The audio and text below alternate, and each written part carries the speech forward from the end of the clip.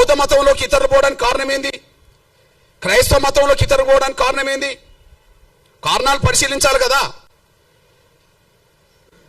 హిందూ ధర్మం, సనాతన ధర్మం పురాతనమైంది కదా. మన భారతదేశానికి హిందూ ధర్మం, సనాతన ధర్మం పురాతనమైంది కదా. పురాతనమైన ధర్మం మన భారతదేశ ఎల్లలు దాటి ఇతర దేశాల ప్రజలు ఎందుకు ప్రభావితం చేయలేకుండా పోయింది? ఏ లోపం ఉన్నది? ఏ లోపం ఉన్నది?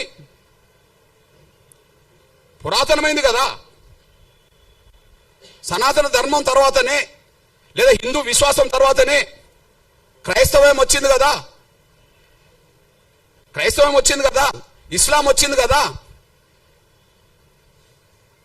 క్రైస్తవం ఎక్కడో మొదలై ఇవాళ ప్రపంచంలో ప్రతి దేశంలో ప్రభావితం చేస్తుంది కదా. ఇస్లాం ఎక్కడో మొదలై ప్రపంచ దేశాల్లో దాదాపు 60%, 70% దేశాల మీద ప్రభావితం చేస్తున్నది కదా. అసలు మన దేశంను దాటి బయట ఎందుకు పోలేకపోయాం? సనాతన ధర్మం తర్వాతనే మిగతా ధర్మాలు వచ్చినాయి కదా ఈ ప్రపంచంలో. ఆ రెండు విశ్వాసాలకు సంబంధించిన వాళ్ళు ఎందుకు విస్తరించగలిగినరు?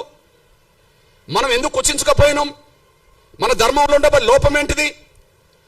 సనాతన ధర్మంలో ఏదైనా లోపం ఉన్నదనుకుంటే కుల వ్యవస్థను సమర్థిస్తూనే ఉంటుంది. హిందూ ధర్మంలో ఏదైనా లోపం ఉన్నదంటే కుల వ్యవస్థను సమర్థిస్తున్నట్టుగానే ఉంటుంది. కుల వ్యవస్థను సమర్థిస్తే అందులో లోపం ఉన్నట్టే. అది హిందూ ధర్మం అయినా సనాతన ధర్మం అయినా.